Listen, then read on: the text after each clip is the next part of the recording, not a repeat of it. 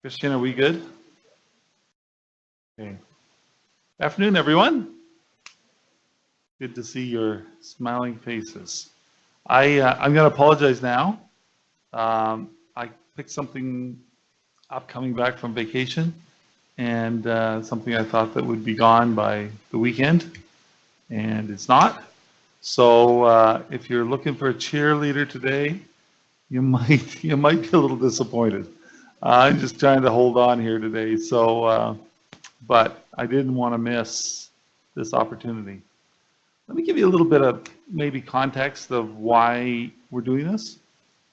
One of the things we often hear, at least I often hear it, is that we're not really good at communicating internally.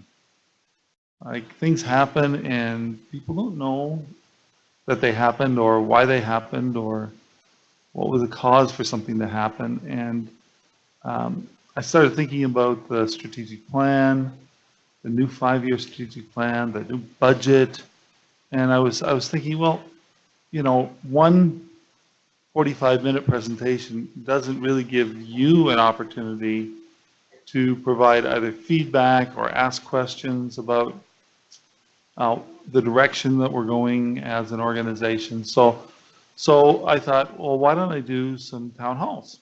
And if this goes well, if it goes really rotten, we're never going to do it again. But if it goes well, then I'd like to do this every 6 months or so as one of the ways in which we can enhance, at least from my position, a level of communication to the team. So that's kind of the thinking behind it. And so I was at the shelter this morning, and we had a great conversation with the shelter team. It took a whole hour and a half, which I was a little surprised that they had that many questions. I'm not surprised that you have questions.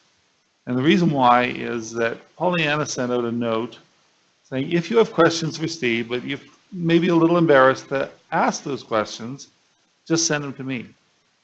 We got 0 from the shelter. I've got 13 questions from you. So inquiring minds want to know. So I don't know whether to deal with the questions first or just kind of to open it up a little bit for you to ask questions, and the ones that aren't covered as we talk together, then I'll just make sure that I cover them before we leave today. That might be the best approach. So who wants to start? John.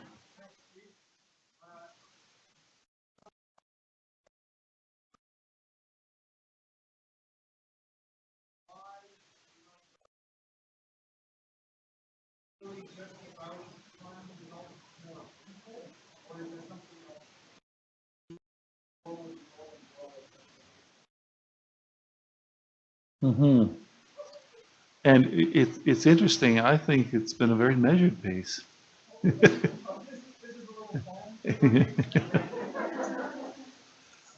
It's a great question, Sean. Part of my personal motivation is to personally see us expand our ability to help whoever we're serving. Now, whether that's here or in several of the other organizations I've been a part of. I have a bit of an entrepreneurial bend. And to be honest, when I came, the work and the mission and the ministry of the mustard seed was very stagnant. We only do this much. And that's fine if that's all you can do. But that's not all we could do. And so I believe very strongly that we have a responsibility to meet needs as God opens doors. And we've had this little mantra for a few years now: see a need, meet a need. And so that's part of it. I personally believe that every organization should be growing, because if you're not growing, you're dying or you're stagnating. And so I have a level of sympathy for those of you who are just at breakneck speed trying to catch up or stay ahead of the curve.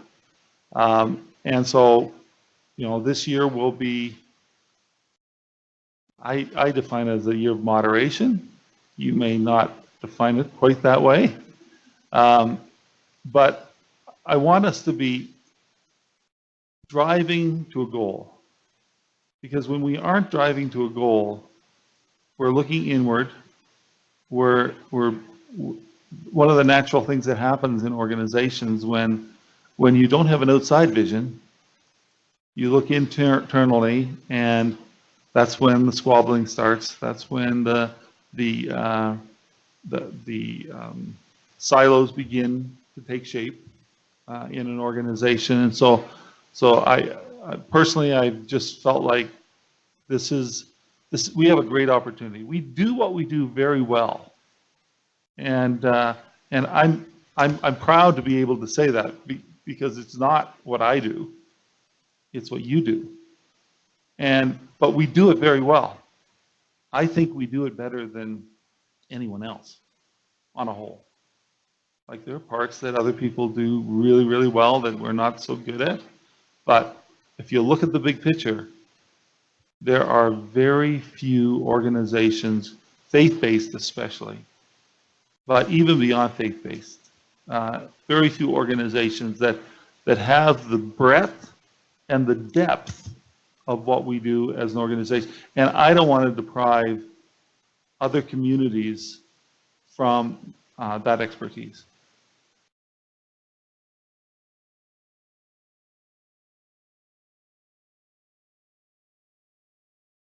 I'm not going to say any more about that. Unless you have a follow-up question.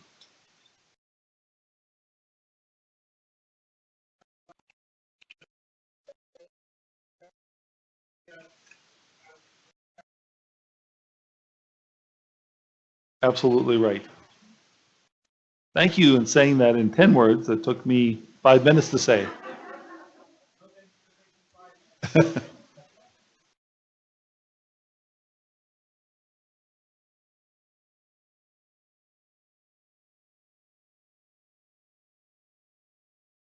Jose, I can tell you got a question there.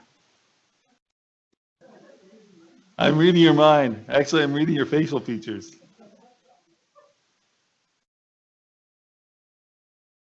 Okay.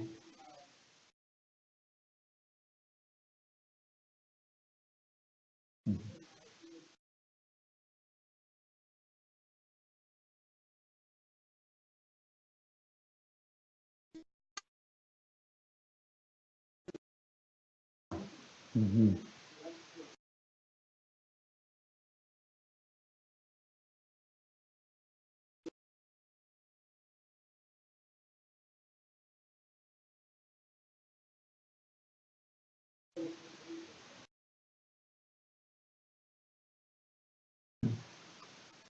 And it's a concern to me too.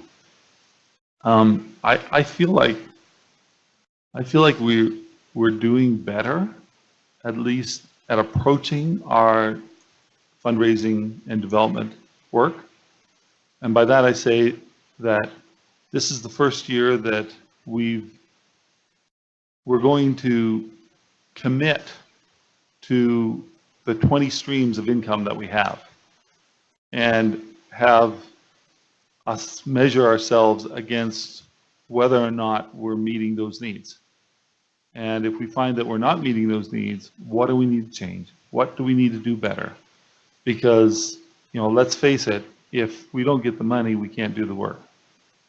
And so that's a challenge.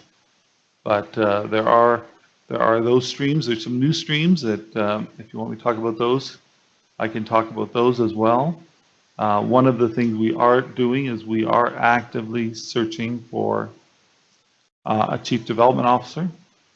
Since Richard left, Jose has been holding down the fort in some of those areas, but we feel really strongly that we need to get. And one of the things we never do around here that we're doing this time is we never hire a headhunter organization to come in and find this person for us. We've always depended upon our own networks, our people that we know, people that we're connected with. But because we want a national level leader, we're hiring an organization out of Toronto to go in and help us find this particular leader for us as we move forward. Drew?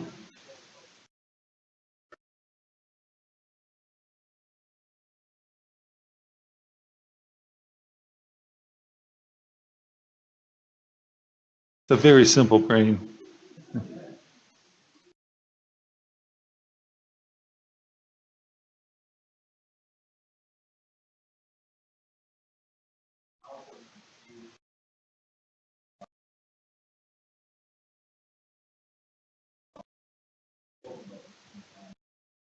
Mhm.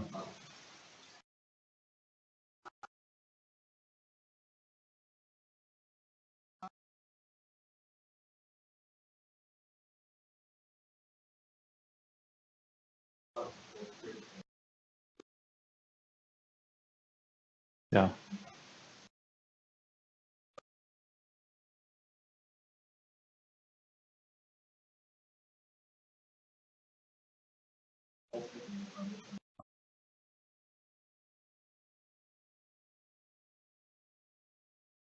Hmm. That's a good question. One of the, most of you don't have access to the mustard seed has two ends. And the one end is to eliminate homelessness, and the second end is reduce poverty. We have spent 90+% of our energy on eliminating homelessness for a specific group of people. What about reducing poverty? And that's where we're getting more and more of a sense that there's some needs, there's family needs out there that aren't being met. Whether they're poor Calgarians, whether they're new immigrants coming to our country, and they're coming in record numbers. Last year we had record immigration in Canada. I think somebody said it was close to 500,000 people. No, not 500,000 people. No, yeah, 500,000 people. Sorry, had a brain fart there. Sorry. Anyways, so yes, we feel that there's an opportunity there, and that's one of the reasons why we've changed our vision statement.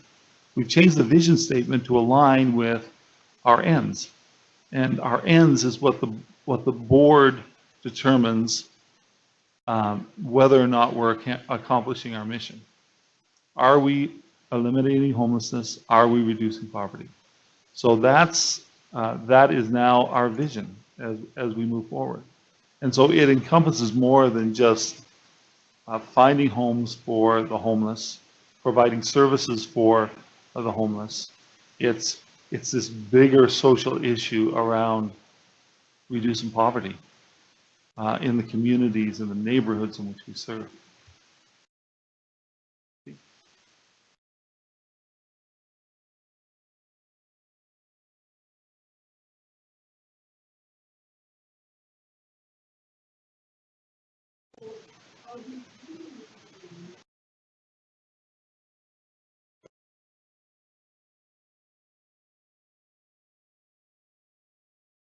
Let me talk for a minute about how I see expansion. That might explain it a little bit. In Calgary, we have, to be honest, we have a pretty mature system. You could say, okay, what are we doing for basic services? And we got a good list. What are we doing for support services? Pretty good list. And what are we doing for housing? Of course, we're doing better in Calgary than anywhere else. Is there more need? Absolutely. We have a pretty mature system. However, one of my expectations of those of you who work in Calgary is that you'll be thinking innovatively, because you'll see a need and you'll say, is that maybe a need that we should be meeting? Or you'll see a need and you'll go to someone and say, hey, I've run into in the last 3 months, I've run into 5 families or 5 individuals that have this particular need. Should we be stepping into that and doing something? So by and large, the pace of innovation in Calgary is going to be less than potentially the pace of innovation in Kamloops or in Red Deer, because they don't have the systems. They only have, what we inherited from, whatever social service agency we took over. And so there's so much more need there. And so we look, because we want people to model what we're doing here. Like, there's no sense going into Kamloops and doing what they did with marginal success. Okay, Christian, you got to strike that before that goes live. There's no sense in doing it. Why would we do it? But if we truly believe that we have a system of care that can transform lives, then let's take those pieces and get them growing in those cities. And so that explains some of the reasoning behind my pushing those other cities to say, let's grow, let's go. The other thing, if you read the strategic plan, we're committed in the next 5 years to be in all 7 major cities in Alberta. So why do we do that? The reason why we do that is because, one, we've got a good reputation throughout the province. And we have people that will come alongside us because they know the good work that we do and want to see that good work reflected in their city. It's interesting, John was talking to some people in Medicine Hat, and we're talking to an entity there. And they did a survey of their community, and they asked the community how well they knew the name of their ministry. And they said, what we discovered in Medicine Hat, people knew of the mustard seed more than they knew of our organization in that city. So it provides opportunities to reach out and meet a need that's there. And I think that that's the case. When John goes and he talks to Lethbridge and the leadership there in the city, and they say, John, we really need the mustard seed here. So most of these are invitations, and I personally feel like if we get an invitation and we can build a model that will work, then we need to take the step.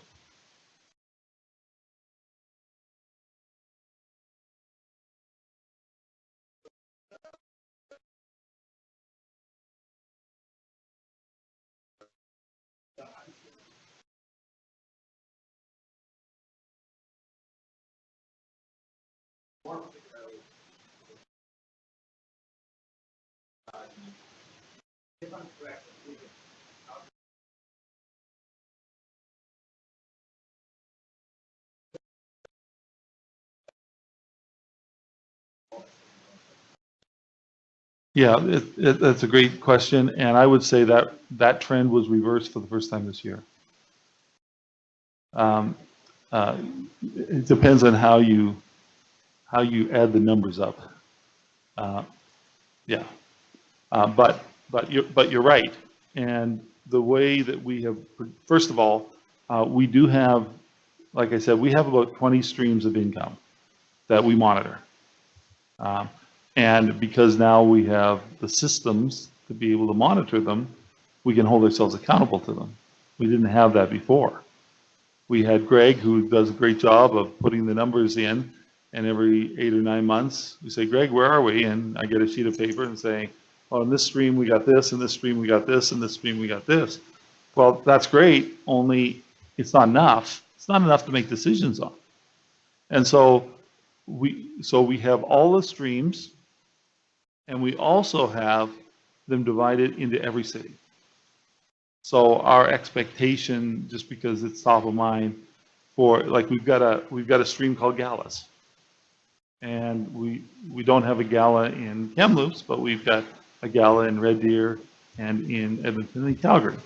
And so there's a number there for the galas, and it's somewhere around, I think, 1.7 million.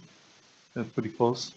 And so Calgary has a number, Red Deer has a number, and Edmonton has a number.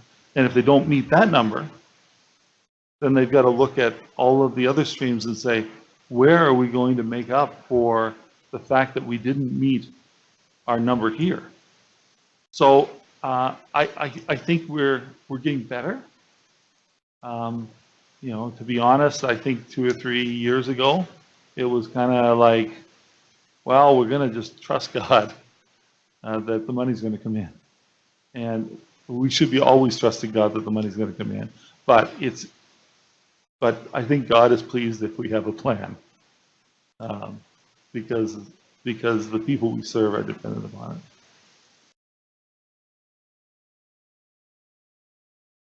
And we haven't published that, and I guess I've got a bit of a. Is that too much information? I don't know. I don't know. Something to think about. I'll think about it.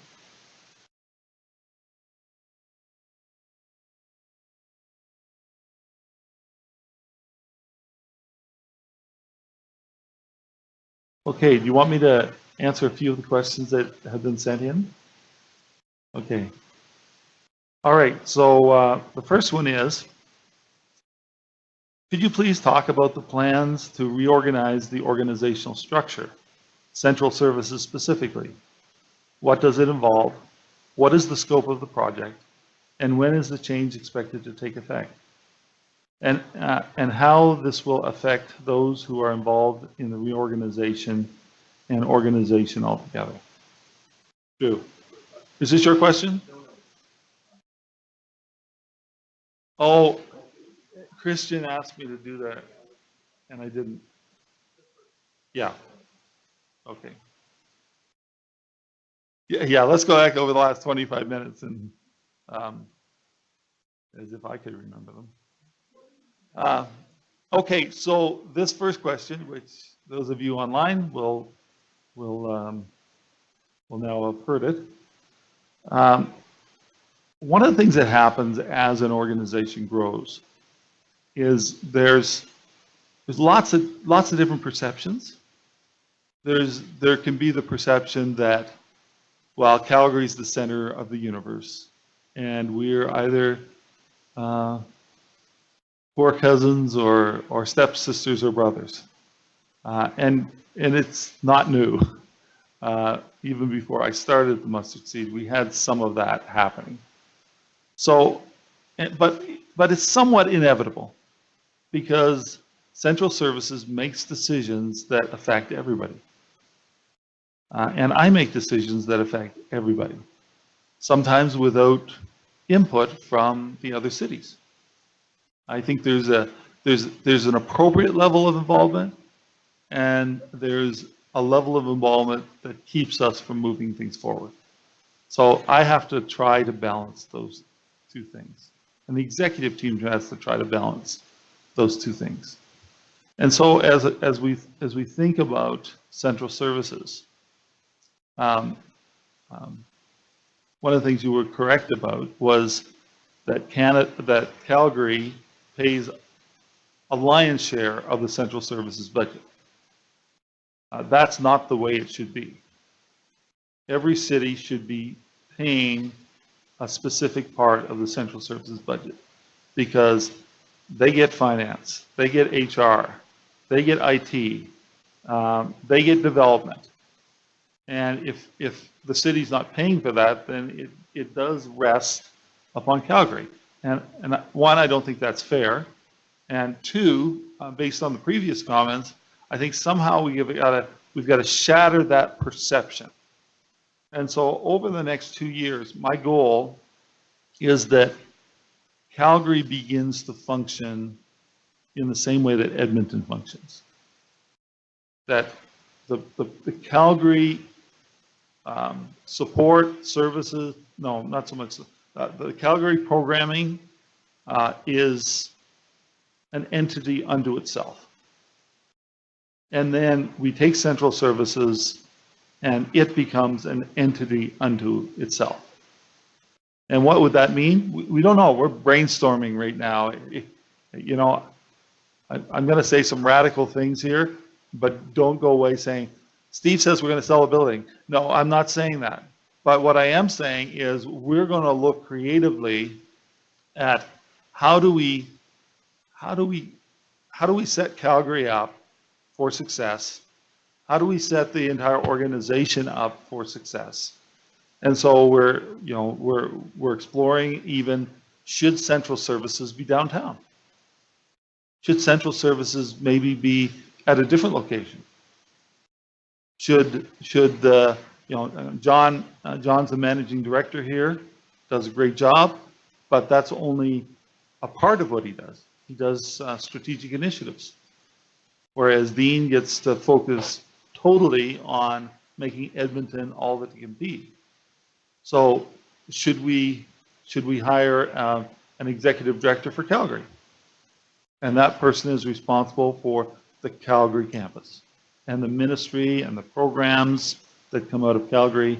And then central services moves off-site and then is responsible for providing services to all the locations, but not being either pigeonholed or limited by the fact that they're down here in the same building.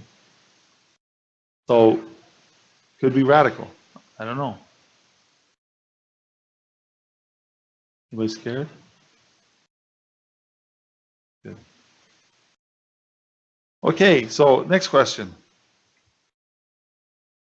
What is it like to be a CEO? Some days it's great. Other days I wish I was doing something else.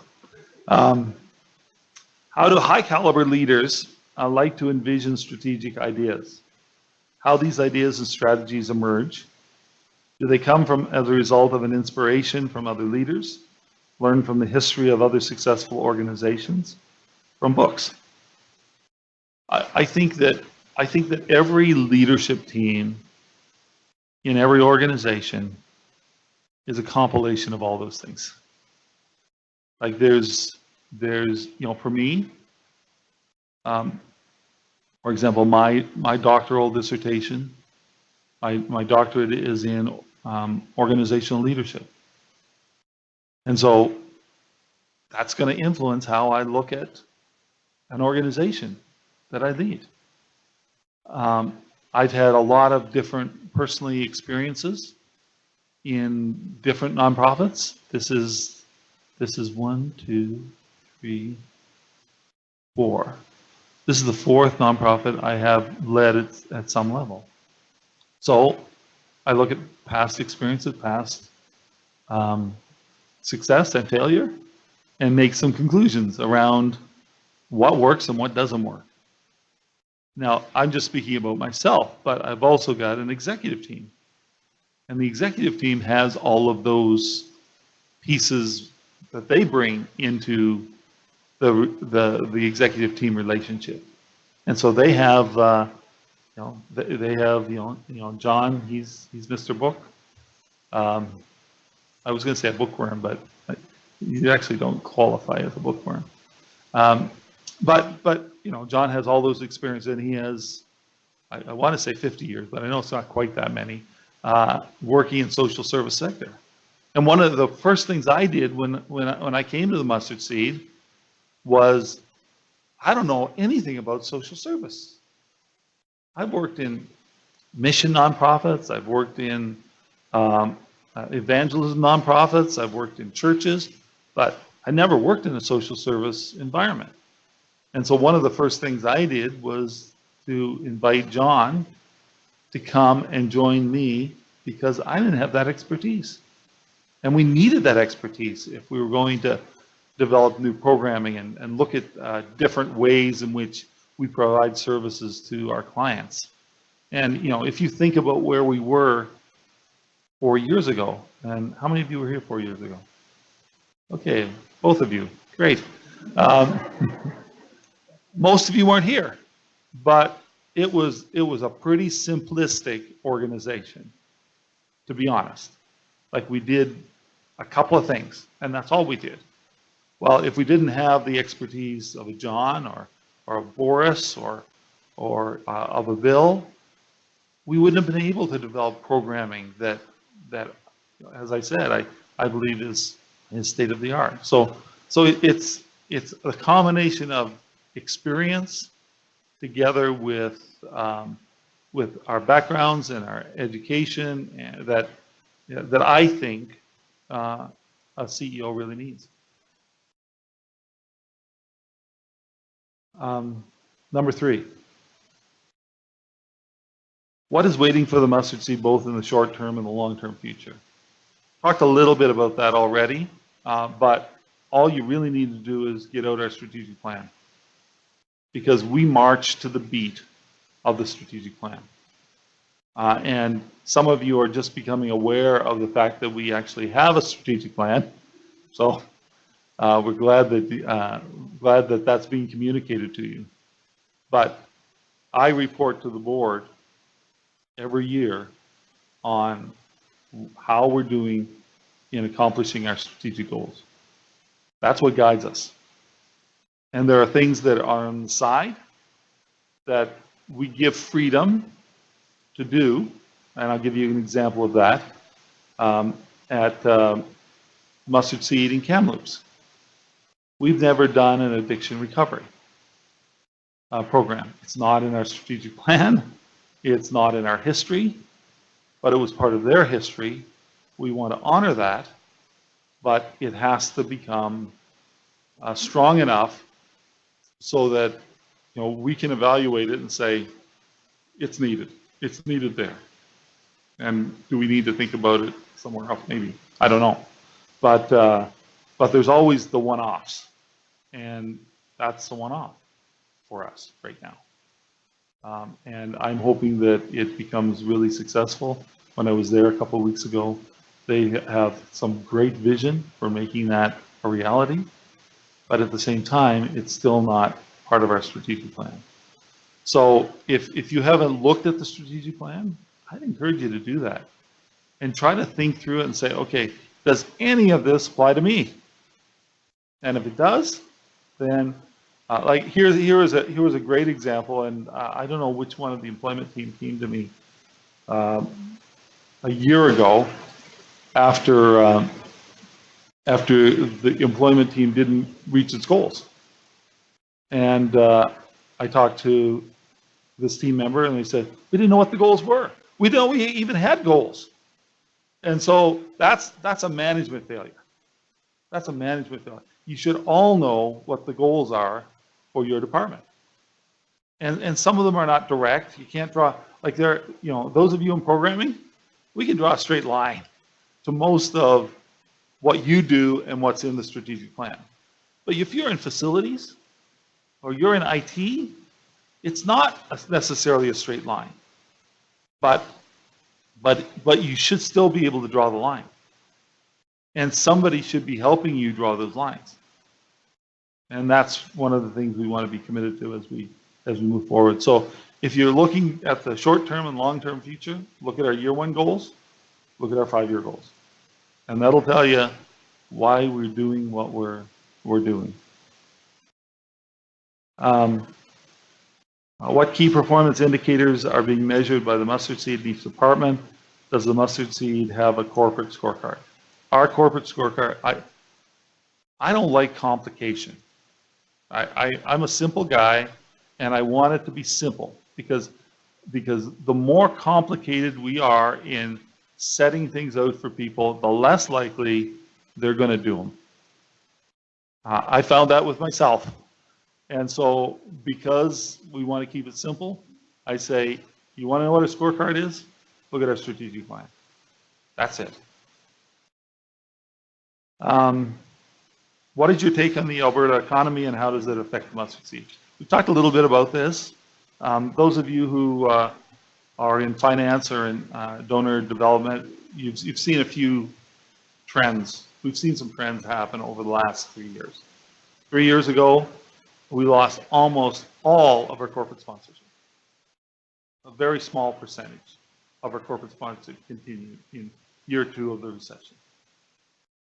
This past year, but the good news was that individuals stepped up and filled the gap, which was awesome. We saw this year, 3 years in, that our individual donations are down because we all recognize that when you're 3 years into something and you thought, well, it's just like every other Alberta cycle, it's, you know, it goes down, it goes back up. Well, it's gone down and it hasn't gone back up. And so people are starting to make personal decisions around the fact that I've got to be careful because I may not have the resources I need if this doesn't turn around in the next 2 or 3 years. So, you know, the economy has affected us significantly. And it's affected us in Calgary even more than anywhere else. Like if you look at the numbers of the, it's a little hard to compare apples to apples year over year because now we have Kamloops and we've got red deer growing and those kinds of things. But if we just look at our Calgary numbers, we were down $1.3 million in Calgary this past year, whereas we were down $100,000 in Red Deer. I mean in Edmonton, and we were actually up in Red Deer over the year before. So Calgary is the epicenter of our trial, our current trial. So that, you know, I try to be as transparent as possible. I don't want to scare you, but that's why we've got to look at new streams. We've got to say what are the new ways to touch people that haven't been giving the mustard seed, and but we could engage. And you know, to be honest, we can't keep going back to the same well every time because people get tired, and I have a lot of sympathy for our development team because it's not an easy place to be and raise money. Sure.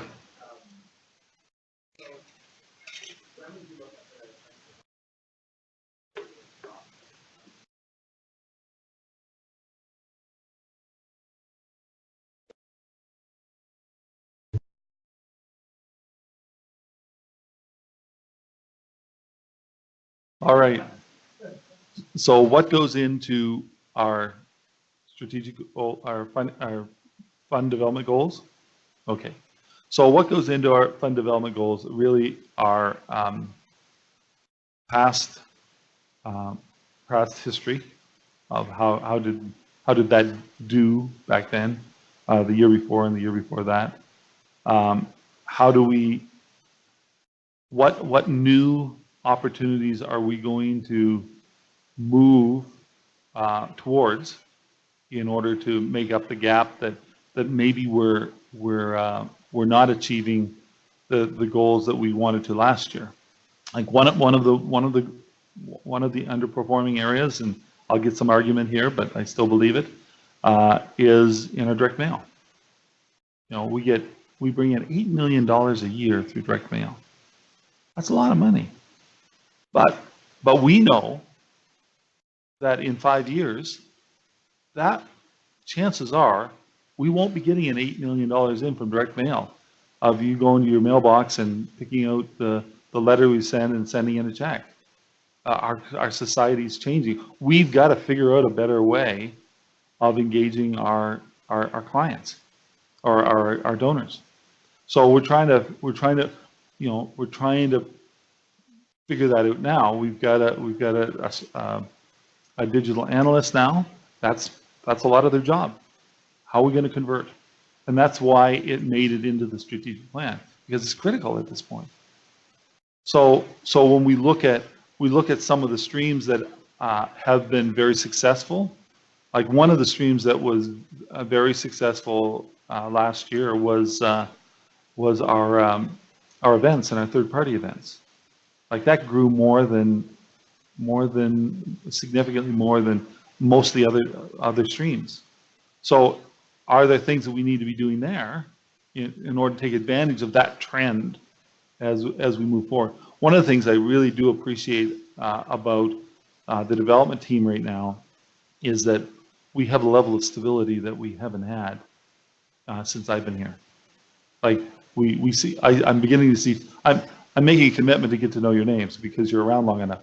But you know, I'm joking. But that's the reality of it. That we have people that come in for 6 months to a year and a half, and then they turn over because they're not performing or because of some other reason. And so one of the things I appreciate right now is that we've got a pretty stable development team, and I appreciate the fact that those of you who are here have made a commitment to be here. And I think we're keeping better tabs on whether or not you're being successful. And if you're not being successful, let's deal with that issue rather than saying, okay, that person hasn't been very successful for the last 10 months. And okay, I guess we better get rid of them. Well, that's not the way to run an organization. So you know, new streams that we're looking at. One of the more obvious ones is a top-up program because we want to get millennials involved in giving to the mustard seed. And with millennials, what we've learned is that they don't want to plan their giving. They don't want their giving to hurt, and they're not going to give us a big check at the end of the year. So what can we do? And so Edmonton is taking the lead in a program whereby we're in partnership with credit card companies, and as somebody uses their credit card for a Starbucks or for Canadian Tire or for Superstore, they have made a commitment to say, I'm going to top up my my bill to either 50 cents or to $1, so that every transaction, the $13.40 goes to Safeways. The 10 cents, another check is given to the mustard seed for 10 cents. So we see that as a possible way. Like, it takes a lot of 10 cents to make a difference, but at the same time, it's the kind of thinking we need around the future in fundraising, because those of you who are in your 20s and 30s, you don't give the way I give, and you don't give the way even people in their 40s give. And so if we don't figure out a way to encourage you to give, we're going to lose you.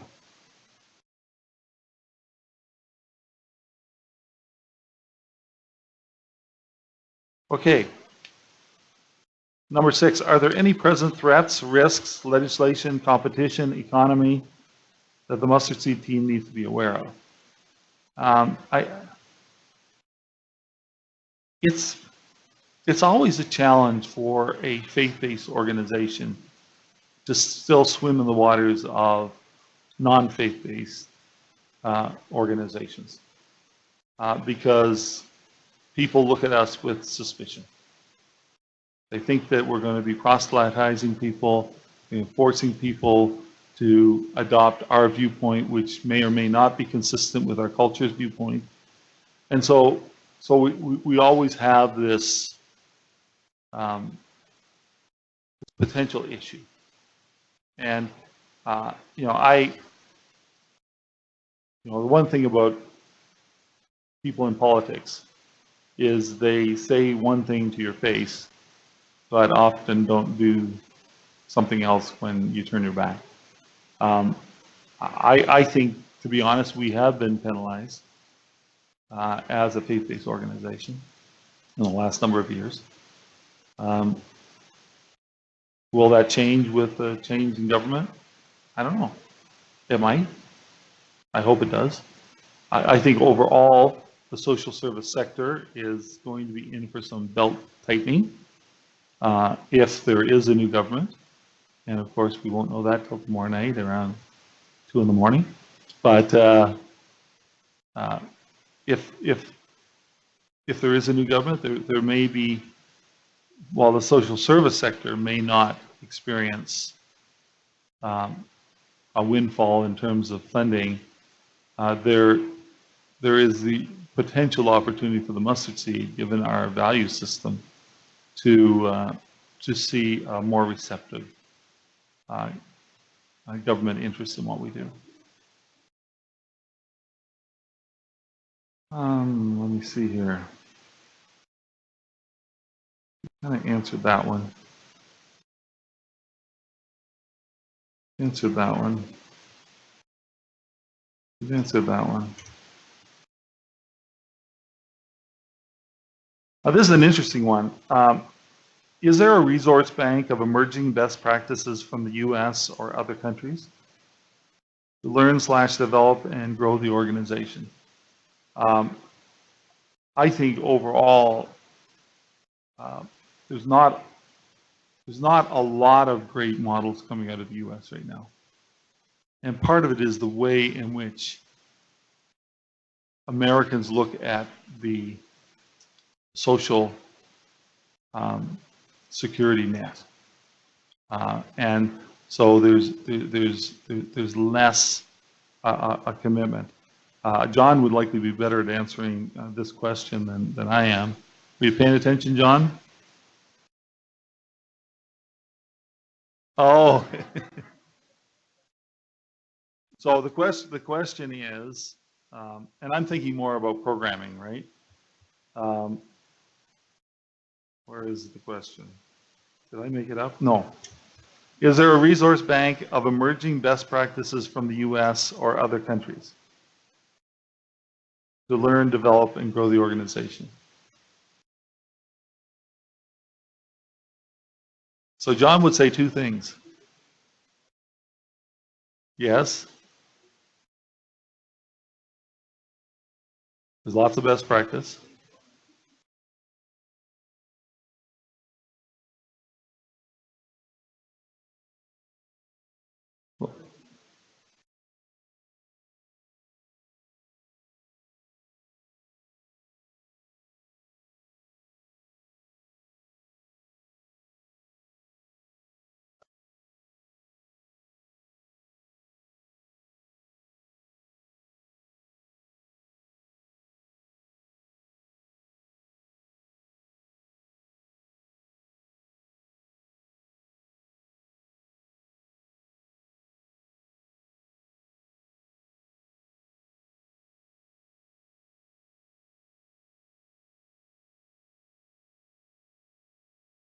Mm-hmm.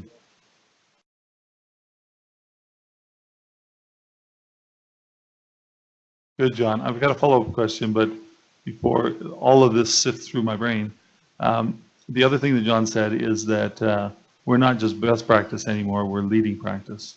And other people are coming to us and asking us, how are you doing what you're doing? And how are you getting the kind of results that you're getting? So the follow-up question is, I would like you to share what's happening in the fall, John, in which chapter of your book has become a workshop conference in Toronto.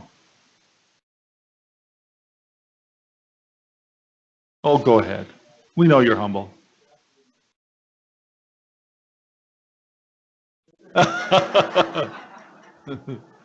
And that's not self-serving at all.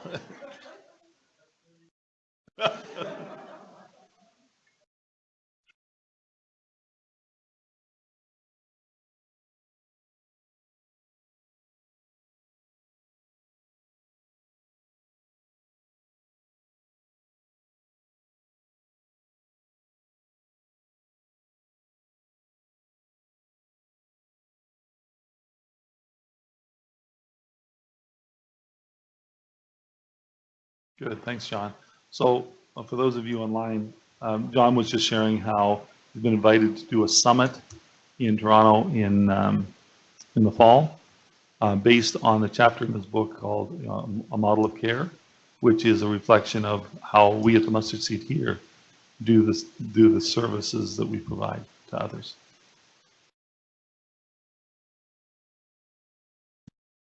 Yes, or something like that.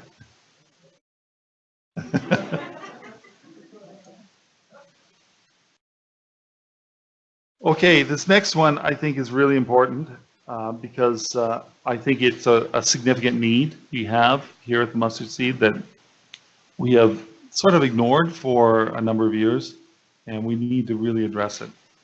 So here's the question. Do we have a plan for internal communications at the Seed? Or can we make one? Is there a way we can streamline and put procedures in place for when and how we share important information? To be honest, I would, if I were to give us a score on our internal communication, I would give ourselves a D or a D minus. I don't think we're really good at letting you know what's going on around here. Now we try, and it's always on my mind, but we need some systems in place because, you know, when you've got a staff of 400, we can't just say, oh, by the way, did you hear that we're doing this? It doesn't work that way, or it doesn't work very well that way. So we're working on.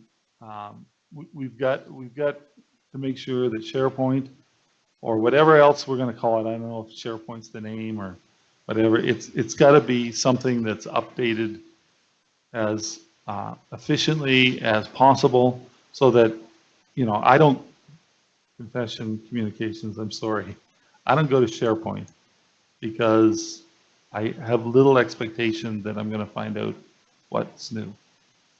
And I would guess some of you are like that as well. So we've got to change that. We've got to figure out other ways of, and maybe, and while I almost nauseous about this, but Roseanne says, well, what happens if every Monday morning you did a 5-minute video update on SharePoint? What's going on in the Mustard Seed this week? Like I said, that makes me nauseous to think of doing that. What's that? I know I did, but anyways, but what we want to do is we want to give you more information. And then the other, I don't think we've done a good job of empowering or challenging our directors to have regular times in which they're communicating what's going on in the organization. And here's an example. I've had a number of you ask me the question, I didn't know that so-and-so left. And my response is, well, we sent a memo out to the directors, and their responsibility was to tell you. Well, over half the time, that didn't happen. So if that's not working, we either need to make it work better, or we need to think of another way. And one of the things that I've been really convicted of, and we've seen it unfortunately in this first quarter quite a bit, is that people that have been here have had an impact on the Mustard Seed. I'm not talking about the people that are here for 6 months or a year. I'm talking about the people that either are at a director level or a senior manager level, or have just been here long enough that people are going to miss them if they're gone. And by and large, we've been silent about them moving on. And that's not, it's not fair to you, it's not fair to them. And so we've got to do better. And I'm putting in a policy for central services, but also for our managers to say, this, if someone at a manager level leaves, this is the protocol in which we let people know. If somebody at a director level leaves, this is the protocol, so that everybody knows. If somebody who's been here 5+ years leaves, this is the protocol to let people know that they've left. And you know, and I do apologize that we haven't done a good job of that. And there are people that have left, and we've been disappointed. You've been disappointed. Some of our clients have been disappointed because they've gone to staff and they've said, I heard so-and-so left. And the staff member is kind of dumbfounded. Oh, I didn't know that. People need to know that. Okay. Yes, Rick.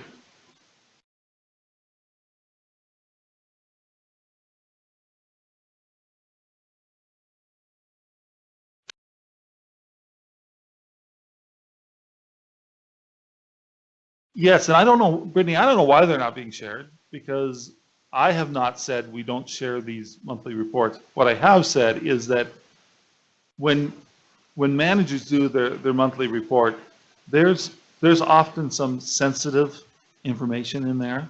Like maybe it's one of their staff who's not performing at a level in which we'd like them to, and it gets into that report. Well, that's not something that's appropriate to share with everybody, right? So somebody needs to go through that and call out those kinds of things. And I thought that the whole leadership team was getting these, not just the leadership team, but the leadership team, not just the executive team. The leadership team was getting this kind of cold report. And if that's not the case, then I need to know that, because that's information that certainly can be shared 99% of the time. Well,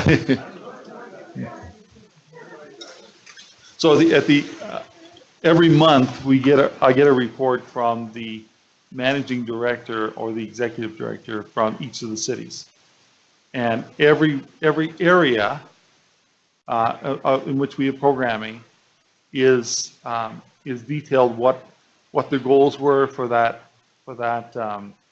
period of time, how they met those goals. We always ask them tell us a story of let's say you're in Edmonton and you're in community engagement, and so we expect community engagement to tell us a story about how they impacted someone's life during that period of time, or volunteer services or whatever. So that report comes to me every month. It gets culled by Pollyanna, in which certain pieces are taken out of it because there is some sensitive stuff in there that shouldn't be shared with others. But it's already done, so it's not like we shouldn't be making it available for people so that you're all aware of what's going on each month. And I'm not sure we would do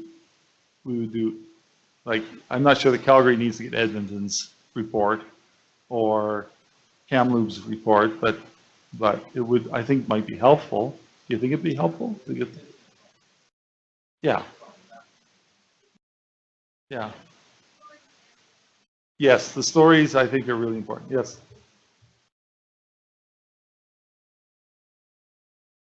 They could potentially be, or they could be posted to SharePoint or whatever internal communication. Because let's face it, a lot of you don't need any more emails, right?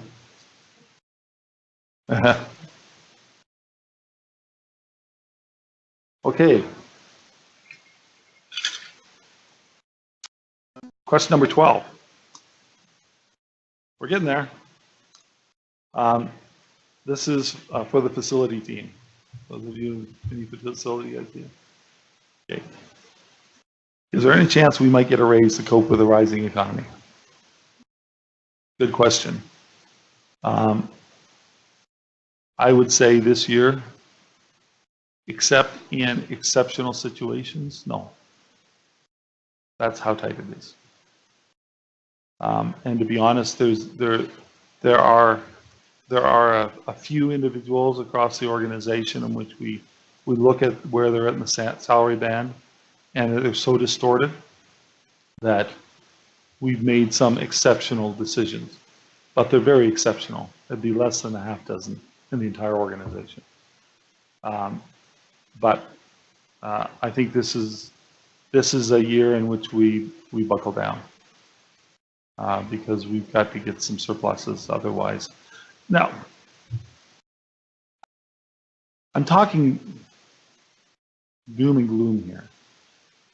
But the reality is, if any accounting firm looked at the mustard seed books, we are resource rich. When you've got $70 million in assets, and you likely have a total debt of $6 or $7 million, that tells you that we're okay. And so while we don't want to sell buildings, while we don't want to remortgage buildings, but we will if it means that we're going to protect the programs that we're doing. So even in a downturn, we're not in dire straits. We're not at the place, and I don't ever foresee us at the place in which there are mass layoffs of people. Because now there will be, you know, we went through an exercise this year for the budget in which we said, okay, do we have any fat that we can cut in order to make sure we do, you know, we meet our needs? And we've made some of those decisions, and some of them have been somewhat painful because you've known some of these people, and it hurts to see them go. But anyways, so that's kind of where we're at, you know, financially as an organization.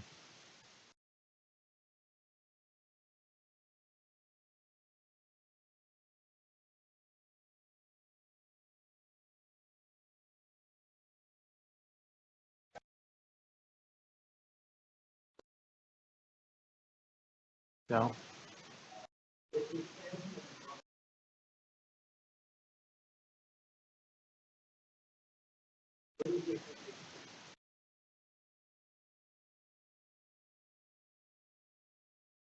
That's a great question, and we're learning.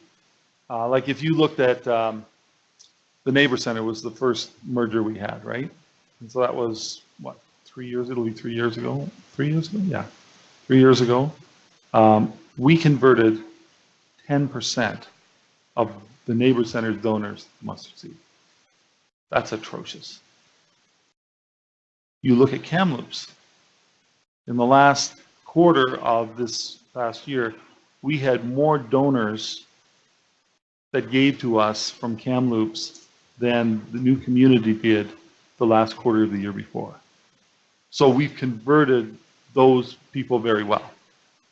So, so my expectation is we've got a 2-year window to get these organizations to the place where they are self-sufficient, and the goal would be that they're also contributing back to central services. But there'll be a little bit of latitude there. So within 3 years, we want them to be able to be contributing their 15% back to the cost of central services. So that's you know, so that's really what we're working towards. There is a question here, the last question here about which we've answered some of this already, but in the strategic plan you talked about the wellness center in Edmonton, Red Deer, the mustard seed expansion in Lethbridge, but how do we do that with us being in a deficit? Which is a reasonable question. And to be honest, a lot of these capital projects, we have money set aside. For our family build that we hope to break ground in next March or April, we have we sold the 11th Street apartment building because we weren't making a difference in those people's lives, and and it wasn't large enough for us to be able to put the kind of staff there to make that happen. Now the fact of the matter is that building was bought with Alberta housing money, and so it came with some strings, and the strings were that it would go to low income supportive housing. So we've got that money in the bank. We can't spend it on anything else. We can send it back to them. We don't want to do that. But they've given us approval to apply that money to our family build. So there's there's $1.1 million or plus that's going to be applied to the family build. Right now, that build is looking at costing us about $7 million. We're still expecting money from the Resolve campaign. Believe it or not, that's the program that goes on forever. But it's almost done. But we're expecting $500,000 to $700,000 as a final payout from that, which has to go to either debt reduction on the 1010 or the family build. So that money's set aside. Last week, Taylor set us down with CMHC people and guy. What's it, Cody? Cody. Sat us down with Cody, and Cody said, we have money. We want to loan you money at an interest rate of 1.8% over, 50 years. It's like free money, really. And so the money's there for those projects. So if you're thinking, wow, they're taking the money away from my salary or my ability to develop the programs I have, it's not the case. And the same is true in Edmonton with the shelter. We received a grant from the Shaw Family Foundation for $1 million. That $1 million of which, so we're getting $250,000 a year for 4 years. That $250,000 that we received, we asked if we could use that money to start that program, and not for building. And they approved that. But then the other $750,000 is for the building itself. So we're estimating that the cost of the expansion of the shelter or the building of the shelter in Edmonton will be about $1.3 million. So we've got $750,000 towards that. The CMHC has said, we'll loan you money for that too. So there are ways for us to build without it costing us, donation money for the seed. So when you see those kind of things, if you got a question, just ask me or ask a member of the leadership team, and they'll be able to explain to you the reason why this is so.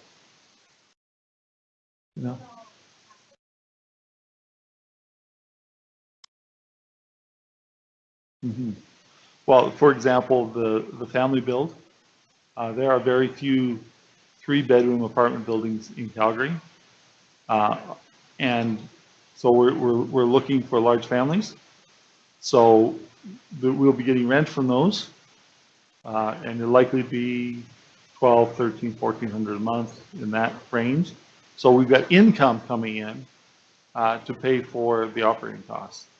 The shelter, on the other hand, we're still stepping out in faith. We believe that we have demonstrated to the provincial government that there is a need. We can meet that need on the south side of Edmonton, and now it's simply shaming them into funding it. But whatever, I don't know how much you guys know about the Edmonton shelter, but we've been partnering with it's a Grace Lutheran, Trinity Lutheran, and they have room for 40 mats. From the day that shelter opened in December, it has been full. Like I would say 95% of the time, it's been full or overfull. So there's a need in the south part of Edmonton, especially when you compare to all the other shelters are downtown. And the occupancy rate in those shelters is less than 75%. So here's money that's going to shelters to provide shelter for people who aren't there. And we're not getting any money for providing shelter for people that are there. So at some point, that logic has got to penetrate social services minds. At least we hope so. So my expectation, Janelle, is that by next year we'll have funding for that shelter.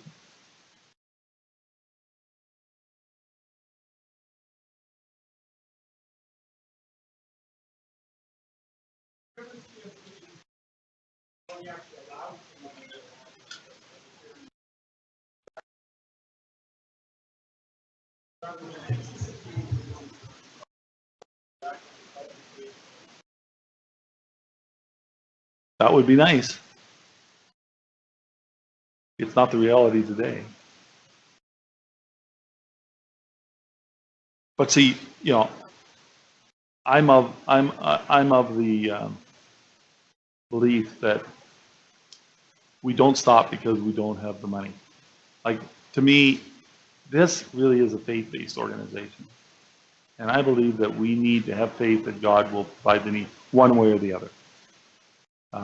And because when you look at the big picture, we're not in financial stress. Little picture, yes, but big picture, no. True.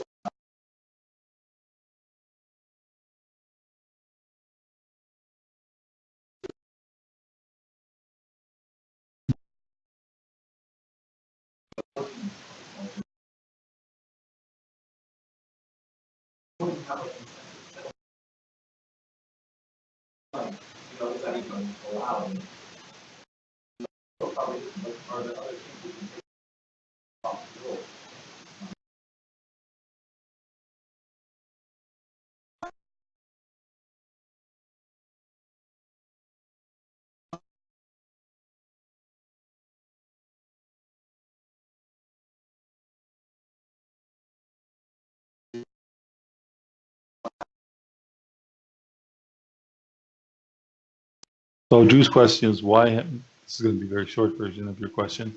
Why haven't we embraced the more entrepreneurial style in our management structure? Uh, Part of it is because entrepreneurship makes people nervous. And, if I were to read the crowd today, I'd say one of the dominant feelings is that we're being really entrepreneurial, Steve. Is this healthy for us? So for us to move even more entrepreneurial, then that might be difficult. One of the things that we have done, and I think over the 3 years or the 4 years I've been here, is that I've got this motto in my office, and while Walter challenges it once in a while, it says just enough administration to get the job done. And then somebody else came in and wrote right, get the job done right, which is good.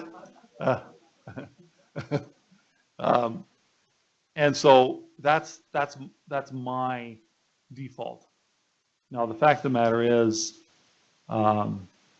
finance department, Tanya and her team are living the consequences of my ambiguous philosophical management bent. And they've been putting in lots and lots of hours to create a structure because they believe, rightly so, that if we don't have the right structure, we don't have the information we need to make good decisions.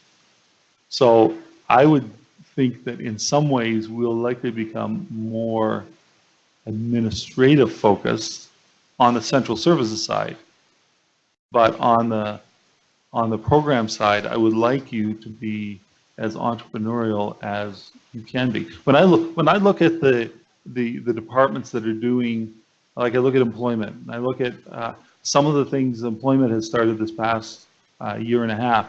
They didn't get that direction from any of us. They just looked at the goals and they said, "Okay, how are we going to make this happen?" And they had an entrepreneurial spirit, and they figured it out, and they're making it happen. So that's what we wish for. And you look at the wellness centers the same way.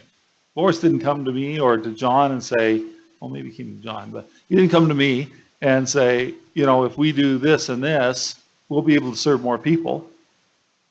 No, they're entrepreneurial. They looked at the opportunity and said, these are the things we need to do to make it work. So on the program side, we're going to encourage you to be more entrepreneurial. On the central services side, we're going to likely move more to structure, which makes me really uncomfortable because I'm kind of a, you know, I'll set these, you know, these 10 pages of notes in front of me and I say, did Walter read these? Okay, good. I'm good. Because I'm not a detail person. I can be detailed if I have to be, but thankfully most of the time I don't have to be because it's hard work for me. And because it's hard work for me, I assume that it's hard work for everybody, but I've come to learn that some people thrive on this. And thank God for all of you. So yeah, so I think it's a little bit of both, Drew. It's a little bit of saying, how do we unleash people in programs to meet the need? And how do we organize central services so you've got all the information you need to be as entrepreneurial as we'd like you to be?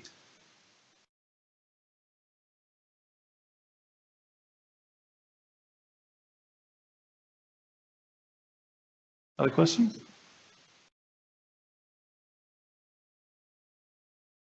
Anybody with a burning question that they just say, you know, I want to ask the question, but I want to be embarrassed. Yes, Diane. Mm-hmm.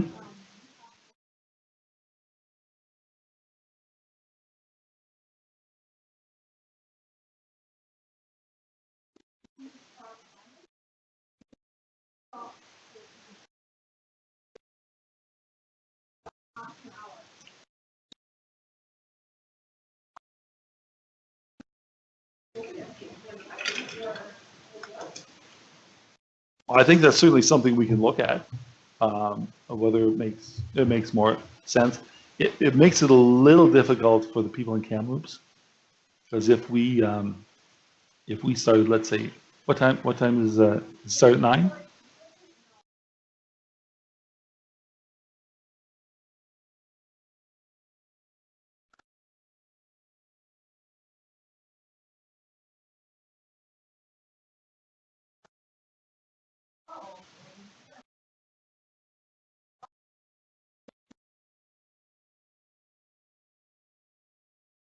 Yeah, yeah.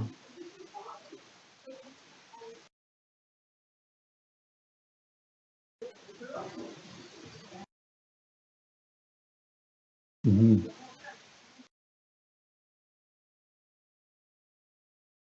Yeah, it's true. And sometimes it's really important that we build our culture too. Like, I think that's important for us. But I agree. I think let's look at some options. Would it work better at 8:30 to 9? And you guys open at 9:30?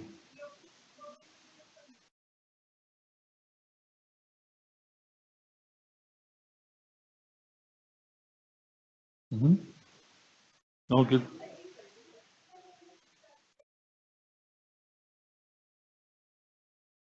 Yeah,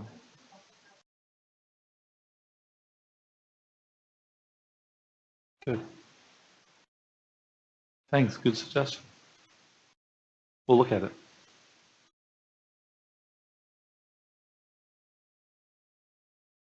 Okay, well, was this helpful? Like most of this stuff, I feel like you guys already know, but maybe you don't. So, so it's good that we talk. Should we do it again in 6 months? Okay. Well, thanks for coming. Let me just close in prayer. Okay. Our Heavenly Father, I want to thank you for the people that are sitting in this room and the people that are online listening to this. I pray, Father God, that you continue to bless them in the work that they do. Father, I recognize that we couldn't do most of what we do without them. Father, I thank you for their commitment to the people we serve.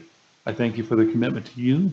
I thank you for the difference makers they are. And Lord, I just pray a blessing upon them, that they would have this deep sense within their souls that they're not just doing work. They're doing work, but they're not just doing work, but they're making a difference in society.